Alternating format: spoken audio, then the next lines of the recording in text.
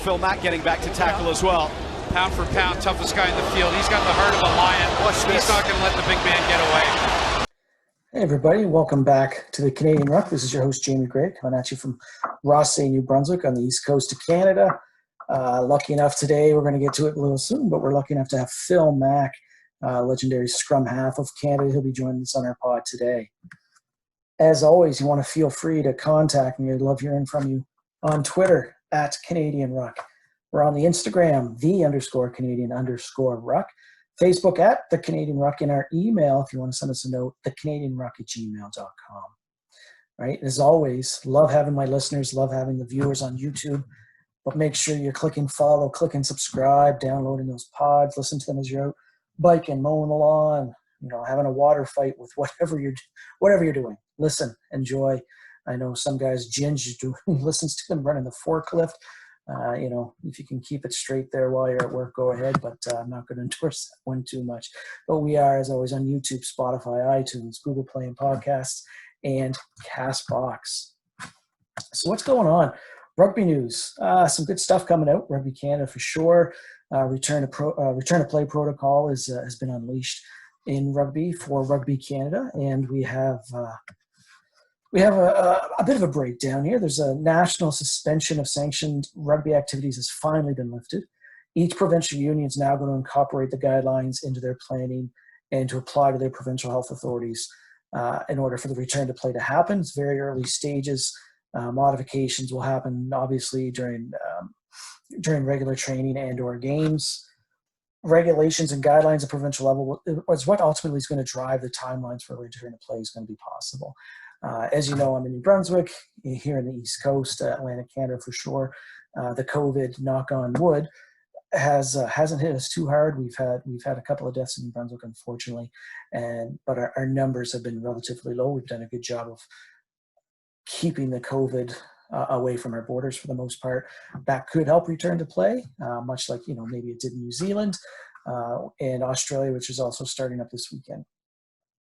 Registration must still happen in order to play rugby with Rugby Canada. There's a few mandatory steps that have to happen, and the basic is you need a COVID-19 point of contact. So each club needs a point of contact, a safety coordinator to look after what's been going on with your club. And there needs to be education as well, all right? At least 2 COVID-19 courses that are offered online through Rugby Canada. At least 2 people have to take those. Your safety coordinator has to be one, and a club president must complete leads. They suggest others do, but it's not necessary. And if you go on Rugby Canada, they've got a pretty lengthy article there on their website with lots of sanctions in place to read and review. I'm not going to go through that. Nobody wants to listen to me read all those sanctions. I imagine that you've already got your clubs in gear for that as well. Other notes just released recently was that 2019, the Rugby World Cup in Japan was the most successful economically World Cup to date. Makes sense, the dollars gains traction over the years, but the impressive things were the 99% ticket sales rate, so damn near 100% sold out for every match. And the combined TV audience was really cool as well. It was 857 million people watching online. It's a lot of people watching rugby. That's very impressive. Almost 1 billion people worldwide watching the Rugby World Cup. And saying that, there's some Super Rugby games this weekend.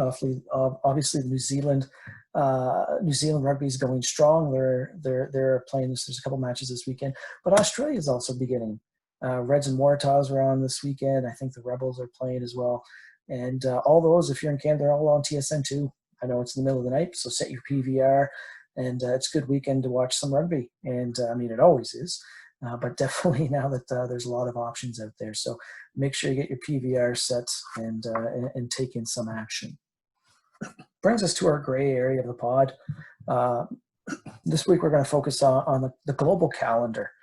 And there's a lot of information going about this, and the global calendar is a really interesting concept where World Rugby is trying to align play-in dates for national sides, for the union sides, where all of those matches can kind of align properly, where clubs aspects will be playing at specific times a year.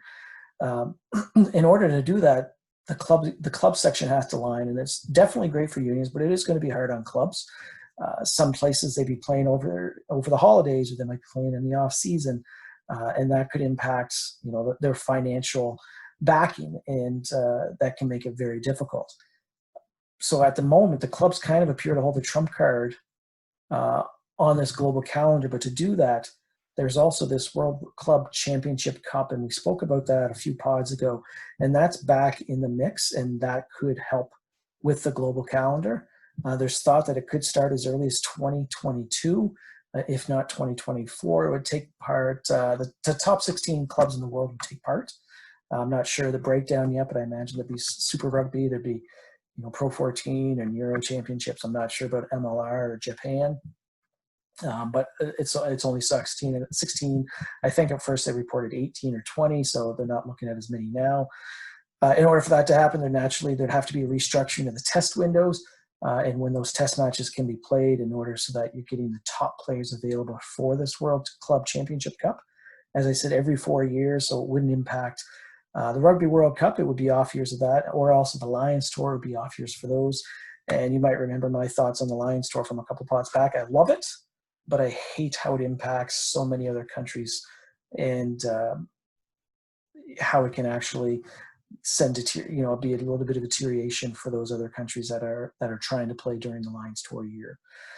Again, it seems like the clubs hold the trump card in this. They're the ones that have to agree and to make this move forward. If they can get this World Club Championship Cup on the go, that definitely makes the global calendar much more viable. And I think in the end, the global calendar is a great idea for World Rugby. It's a great idea for rugby in general. And it'll be better for the game globally. Easier to follow, easier to watch.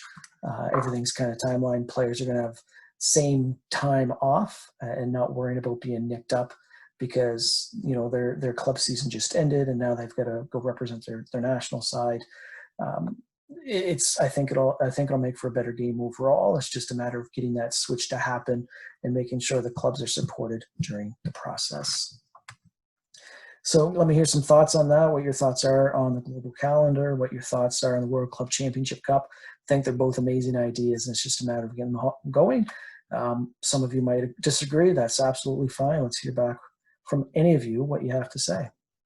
That leads us up to our guest this week, and it's a bit of a thrill for me as an old scrum half. We have Phil Mack on. Phil's a legendary scrum half for Team Canada. I love watching this guy play. He's very dynamic. Quick thinking, quick hands, fearless, just a heart and soul player. Played in 2 Rugby World Cups for Canada, played over 50 Sevens tourneys for Canada.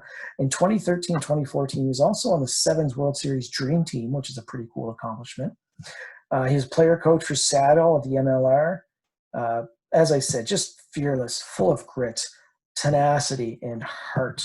Excellent playmaker and amazing ball distributor. So this week we're welcoming Phil Mack to our pod, and I hope you enjoy the conversation with him and his thoughts on rugby, and that is coming right up. And a big welcome to Phil Mack. He's joined us today. Phil's legendary Team Canada scrum half and Sevens player, and he's joined us today from out in British Columbia. So Phil, welcome to the Canadian Ruck. No, thanks for having me.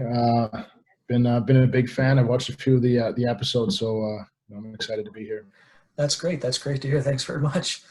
All right, so let's start right off here. So you're born in British Columbia, which is a hotbed of rugby in Canada. Talk to us about how you became involved in rugby in British Columbia there. Yeah, I guess it started in high school, probably pretty similar to most of the boys you've spoken to, but I was fortunate enough to go to Oak Bay High School, and at the time they had a pretty incredible rugby program under Gary Johnson, who's an ex-Canada coach, and I wasn't quite sure what rugby was. He introduced me to the game when I was about 15, and I just really enjoyed it, and the more I played, the more I wanted to do it further and further. So it was I just consider myself fortunate to actually have gone to that school, fallen under, the eyes of an ex-Canada coach. And then from that point, he pushed me straight to James Bay, and, the rest, just one thing led to another. That's awesome. So, you played your high school out there, you played university. Did you play university? Yeah. I played at UVic for 4 years. Yeah. That was incredible. Feel just really fortunate to have some good coaches. Doug Tate has been a long-time servant there for I think 20 plus years, and it's always a lot of fun playing under him. That's great. I see you got some company there in the background. Oh yeah, there's my wife and son. That's awesome. Yeah. Make it famous. That's it. Yeah. So I asked this question a lot, and you probably heard it, but BC's a rugby hotbed. Ontario's catching up. What does the rest of the Canadian province have to do to strengthen in order to kind of catch up so that Rugby Canada is strong all across the board? Is it a geographic thing? Is it a numbers game? Like, what are your thoughts as somebody that's played, locally in British Columbia and then at the top level for Canada? Yeah, it's a good question. I think one of the encouraging things that I've seen, especially in BC, is a bit more of an uptick in youth rugby. So kids actually getting into rugby at a much earlier age. Most of the guys that I grew up playing with, we all started around the same time, 15, 16, 17. And that's like extremely tough when you actually start going up against people that have been playing their entire lives.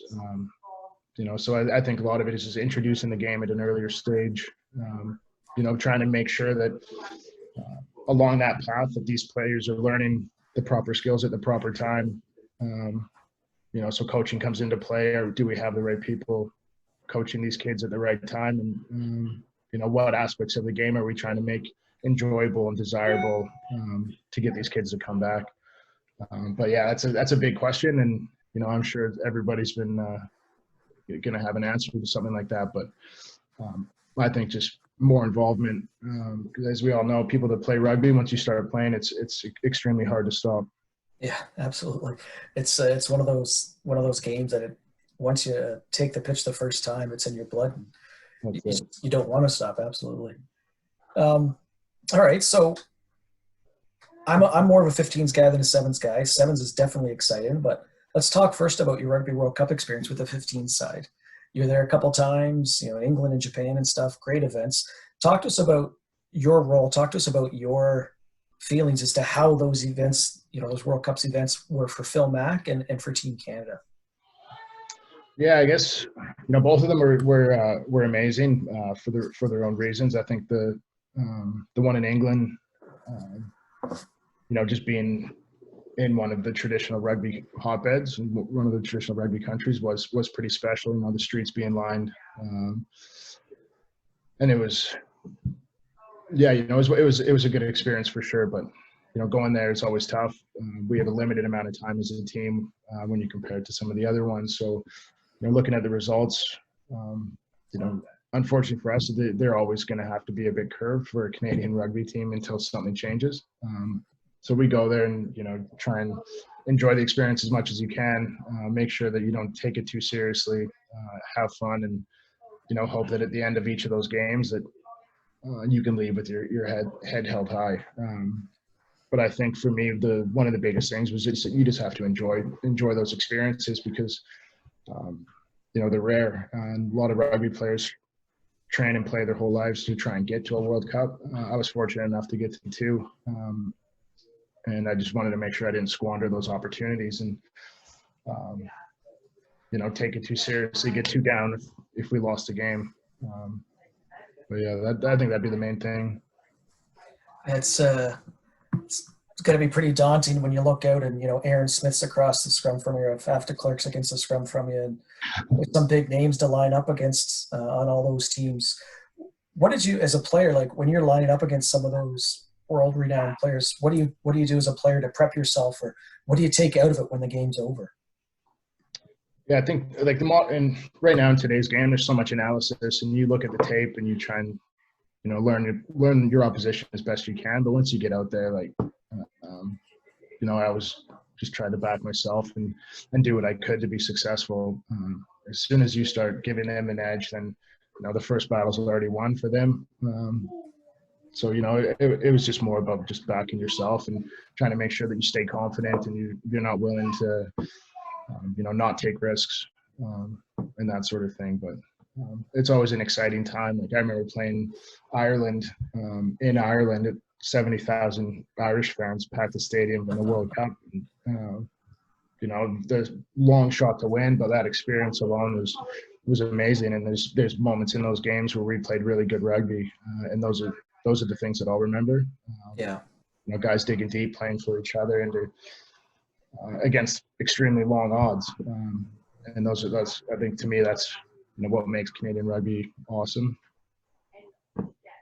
I think you nailed it right there. The heart that Canadian rugby has produced over the last number of decades has been tremendous. A prime example, I talked to Kingsley Jones about this, but the game against South Africa and over in Japan, you guys are down by 40 or 50 at half, and then you come back in the second half and it's a completely different game. I think it was like a 14-10 score or something, and I was never more proud to be a Canadian than I was, I think, there. It was pretty impressive to watch. Absolutely.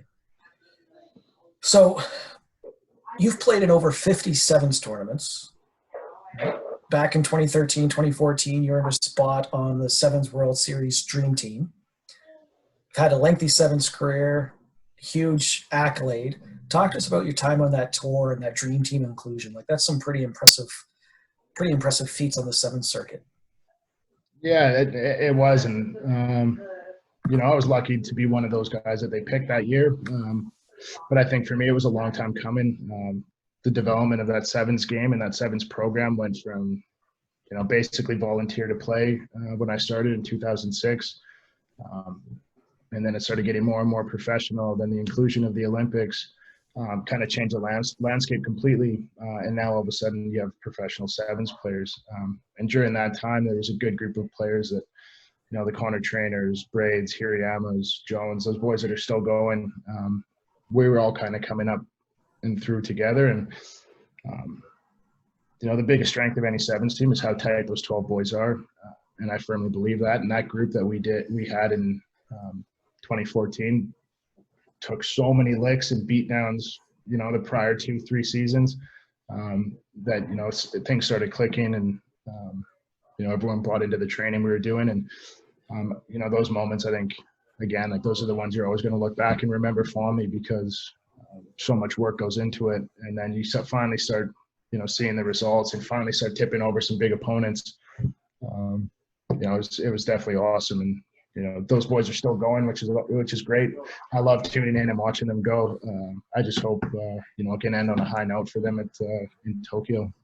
Yeah, that'll be great. The Vancouver was awesome. And hopefully the Olympics next year is a great result too.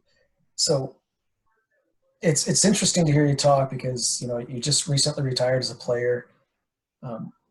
You're talking a lot about, I don't even know if you're doing it on purpose, but you're talking about the camaraderie of the sport, and you're not actually talking about remembering the games, which younger kids don't recognize. Were you like that as a player, like soaking up the experience and living the moment, or were you always about the game first and camaraderie after? Or can you talk about that? I know this is a little off script, but that's where your conversations have been kind of going. Yeah, I don't know.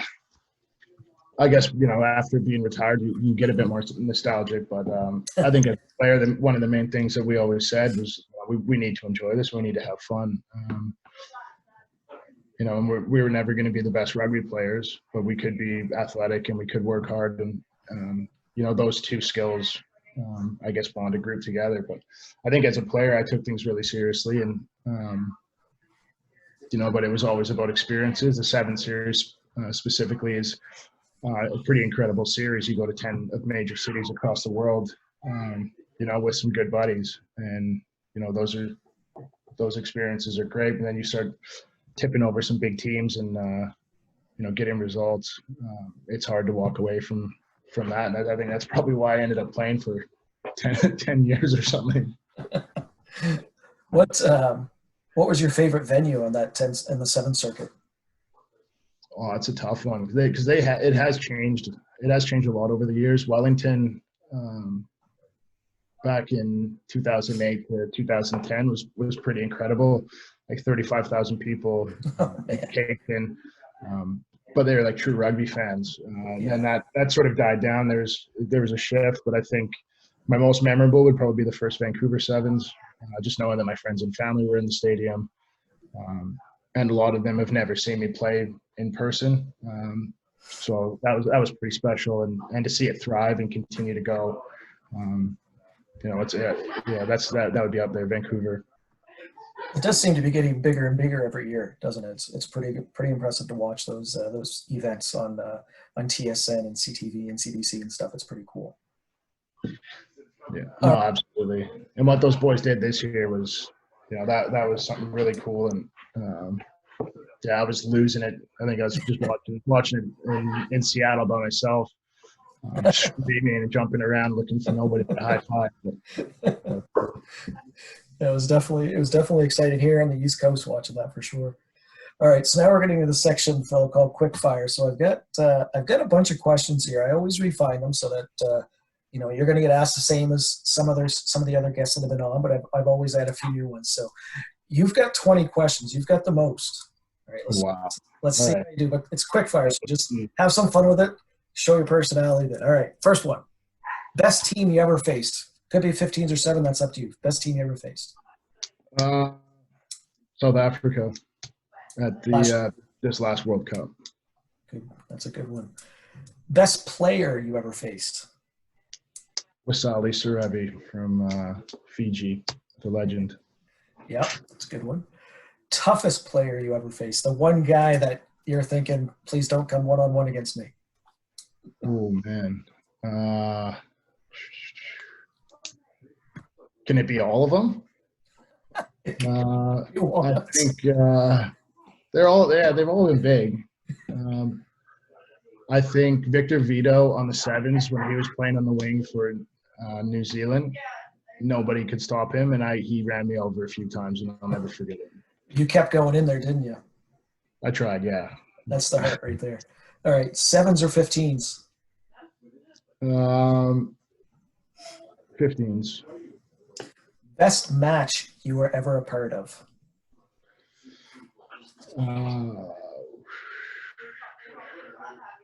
In 2014, Canada beat a Fijian side in Edmonton, I believe. That was pretty memorable.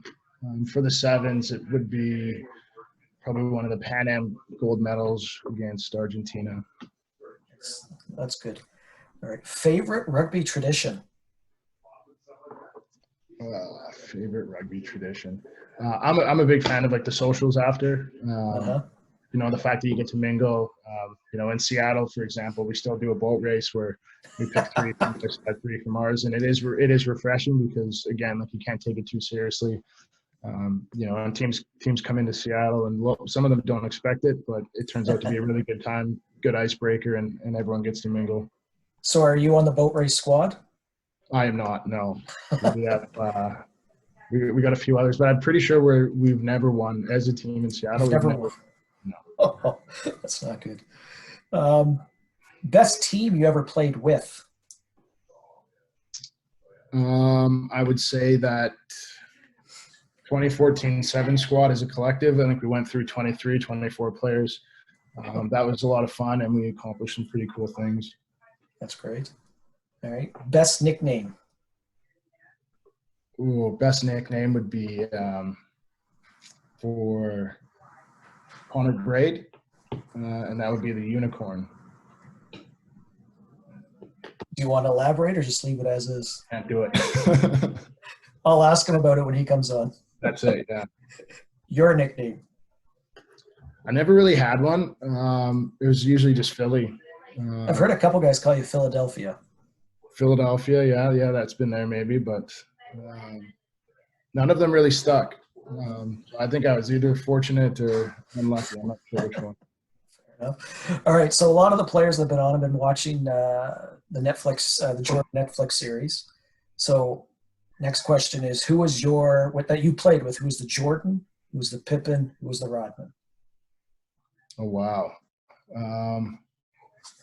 So there was one player in high school. His name was Matt Tanner. He was hands down one of the best players I've ever seen. And I know it was a long time ago, but he was really dominant. And it's just a shame that he picked up an injury because I would have loved to play alongside him in my career.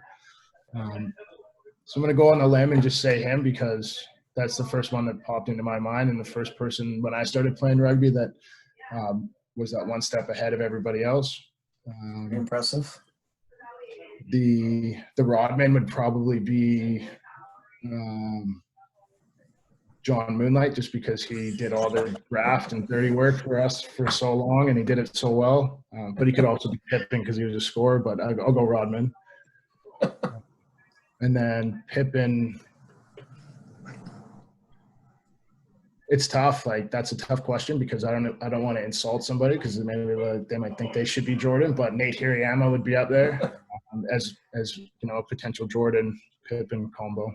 Yeah, I don't think anybody's going to get mad be called the Pippen of rugby. So I hope not. No. All right. That's a funny question, man. So you're out golfing this morning. Any 3 people you take golfing with you? Any 3, like in the world rugby? Doesn't matter. Oh, again, I'd like to, I used to golf a lot with Nate. I'd like to do that again because he probably doesn't golf a lot, but he's a really good golfer. Unsurprisingly, swings blades, which is really piss off for most people that try and graft at golf, and he just shows up and shoots, just over par or something. Yeah, I wouldn't want to take him.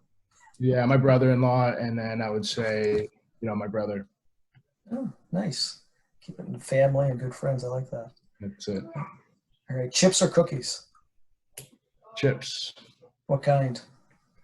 Sun chips. Sun chips. Kind of healthy, not bad. Yeah. Fries. Fries or onion rings? French fries. All right, French fries or poutine? Poutine. Nice. Favorite beer? Favorite beer. That goes up in the air a little bit right now. The big thing is like these sours. You ever drink a sour beer? Can't handle it. No, too much. Yeah, They're nice, like 1 or 2. But yeah, I think for right now it'd be sours. see, I'm a lot older than you, right? So my taste buds are way out. Just Bud Lights and Budweisers, hey? I'm Guinness. Okay, there it is. All right, what's a guilty pleasure? Guilty pleasure. Geez, can I name one? The fact that honestly, all I want to do right now is just golf. Yeah, that's a good one. And yeah, could be worse. Best place for a post-match beer? Ooh, James Bay Clubhouse. What series are you binge watching right now? Man, COVID has really decimated the Netflix stretch. But we You've got nothing left? Yeah, no, we started watching a show called The Alienist. But yeah, that's what we're watching. It's not great. It's not great. You're gonna see it through like a bad train or bad yeah, you have to. You got to finish it. All right. Who would play you in the Netflix movie of your life? Oh, Danny DeVito. Oh, come on now. I don't know, man. That's a tough question. Right. All right, Danny DeVito. Who played the lead lady? The leading lady? Oh. Trainer wouldn't answer this. Yeah, I don't think I should either. Trainer's smart. He's smarter than I am. I'm going to take the train. I'll take the trainer. Okay. And last one. Who had the biggest impact on you as a player? Biggest impact. Well, there's been a few like influential people that I've dealt with. One would be the Gary Johnson, my high school coach, who really kind of guided me for the first 5-10 years of my playing career. And then recently, some good coaches. Kingsley Jones been a massive resource for me doing the player coach role in Seattle. And those are the two that spring to mind. Oh, good. All right, so that ends the quick fire. So we've got a few questions left. Thanks for that. It's always fun. All right, so next question. You've represented Seattle Major League Rugby. You were a player coach. I think you were brought in to play, and there's an issue with the coach at the time, so you kind of took on both roles, which can't be an easy thing. I guess talk to us about that. Talk to us about that role as a player coach, and I guess the transition from that's like a different leadership skill set you have to have. Captain's one thing, but being a coach on the field at the same time. Just talk to us about how that went with Seattle that first season. Yeah, so like you said, so there were some visa issues. Tony Healy's visa kept getting prolonged and pushed back. So we kept sending more evidence in as an organization. And then eventually it got to a tipping point where we had to make a choice. And I think we were like 2 or 3 weeks out from the season. And there were prospects of trying to find another coach, but then again, there'd be no guarantee that he could get in. So we sat down with the leadership group, and luckily for us, there were some pretty senior experienced guys like Matt Turner, Shalom Suniula, Rickard Hadding, and we just sat down and said, listen, like, we can do this as a group, but everyone needs to buy in. Is that something we want to do? So we made that decision, and I think for us, that was probably the best thing that's happened to that group, because it could have gone one of two ways. It could have, just dive bombed and lost every game, or just pull together and decide this is how we're going to do it. And that leadership group that year just stepped up big time, and we'd meet, make decisions on what we wanted to do as a small group, and then as players we'd push it out, and it worked well. But I think again, it was just the ownership that those players had. It was pretty powerful for our group. So Seattle had a really couple of good seasons there, and COVID happened this year. There's only a handful of games happening, but I was just reading the other day that you and Seattle have cordially parted ways. So what are your plans now, Phil?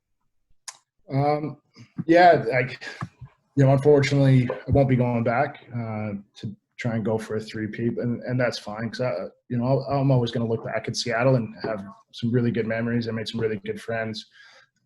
And we got 2 championships, so that's, I'm really happy that for that experience. Now, for me, I want to continue my coaching journey, whatever that looks like.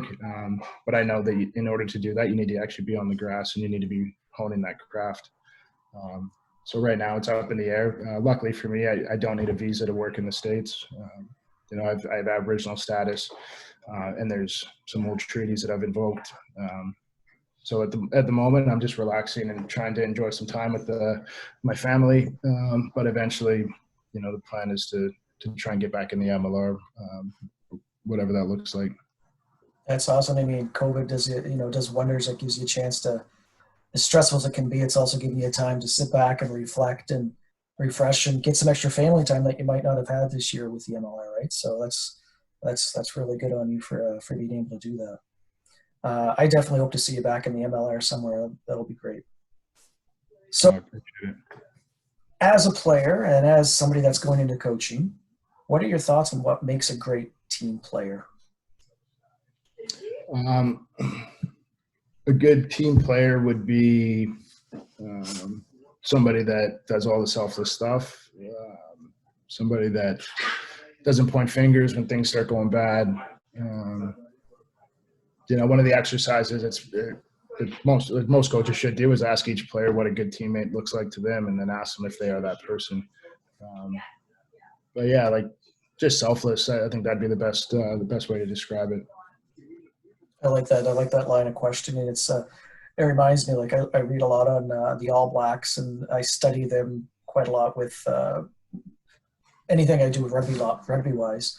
But it's little things like, we clean the sheds, or, the no asshole rule.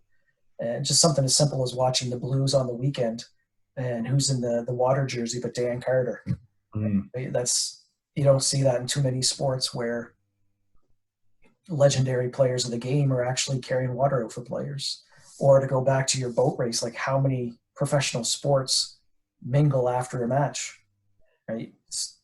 Most sports don't even shake hands after a game, right? So that's one of those impressive qualities of rugby, and you're hammering all those things home. Yeah, no, it's true. And I think, a lot of people, like you say, a lot of people quote the sweep the sheds, and a lot of people talk about that. I've been on a lot of teams that do that, but in reality, it's not. I've been on some teams that hasn't been genuine, and I think, to me, that the only way those things work is if it's a genuine feeling, where between you and the boys, you're not going to, shoot, or you're not being up, but it's from a genuine area. It's easy to say, and it's easy to bite your tongue, but unless you actually feel it, those cultures, they just don't exist unless it's a real, genuine thing. Yeah, it's got to be embedded in there. So saying that, talk to us about your thoughts on character over skill or vice versa. As a coach, what do you want? As a player, what do you want in your teammates? Things like that. Well, yeah, I think rugby tests character more than any other thing. And, as a Canadian rugby player, and you can shrink that skill gap by, strong character and grit. That's how we do it as Canadians. Like, skill gap is so big because these kids have been playing since they're small and young, and they've seen the pictures thousands of times, where we, it takes us more to develop, but we can close that gap by, working harder, having strong character that just don't give up. And I think, some of the results we've seen over the years, that early like the 90 to 95 Canadian team, that was all grit. They just beat up everybody. And yeah, some of the recent results we've had over, my playing career, the wins, they were never really pretty, but it was just dudes grinding. Yeah, 1990, I would have been in a grade 9 in Canada, hosted Scotland here in St. John, New Brunswick. And I think it was Mark Wyatt, maybe. He kicked like 28 points, which at the time was a world record for most points in a match. And Canada won like 35 to 20 or something like that. That's when I kind of got hooked on rugby. It was pretty impressive. But, you say things like that. We talked about Canada and South Africa and the grit that you guys showed in that second half. And even New Zealand was a high score, but they had no easy tries. You guys were in their face all match long, and, skill level for sure, but the character was there on both sides of the club. Last question. Any great rugby stories you can share with us? And feel free to throw an old mate under the bus. Oh, interesting. I got one. It's about me, so I can throw myself under the bus. I have no problem with that. We were in Scotland. I think it was the first time that Canada's ever actually made a 7 series final. We're playing the All Blacks, and the way it worked out, so the final, everything, there's staging rooms, things were a bit different. So we're warming up. We go into our little staging area. Everyone's putting their jerseys on. Like, for whatever reason, I'm talking to somebody. I got all carried away. It was raining out, so I had my jumper on. So we go out and do the anthems, and I go to take my jacket off, and I didn't even have my jersey on. So we need to kick off in like 35 seconds. And I'm sprinting down the tunnel to go and get my jersey because I forgot to put it on.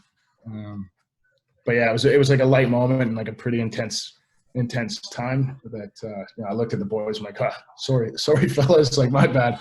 Everyone kind of laugh. Oh, yeah. Laugh? Yeah. I said, man, come on. But, I've heard that story recently. I can't remember if that was Trainer or Moonlighter told that one. It was oh, yeah. You tell it better though. Yeah, good. I would like, if it's all right, I want to show you a video clip. I'm going to pause the recording and edit it here in a second. But it's a video of you tackling that. I can't remember who it is. If I show it to you, is there a chance that you can talk us through that? Because the guy is like massive. Yeah, sure. Why not? Just give me a second.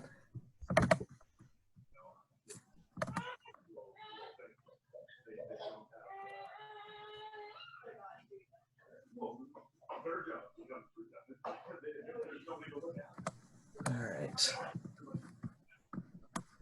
So I'll have the volume off on it. Oh, come on now.